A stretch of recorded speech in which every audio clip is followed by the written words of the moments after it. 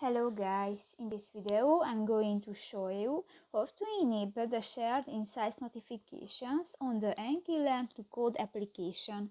But first of all, I just want to mention, please don't forget to subscribe to our channel, because at 100,000 subscribers we are going to show you our YouTube revenue statistics and growth strategy, how to make money online. So let's jump into it. First of all, open the application on your device. Tap to the profile option at the lower right corner of the screen, and in the Your Experience section you can find the last option, the settings. Scroll down and in the notification section you can find the shared insights, notify you when a teammate shares an insight with you option. And if you want to enable, just click to the next phone and email icon.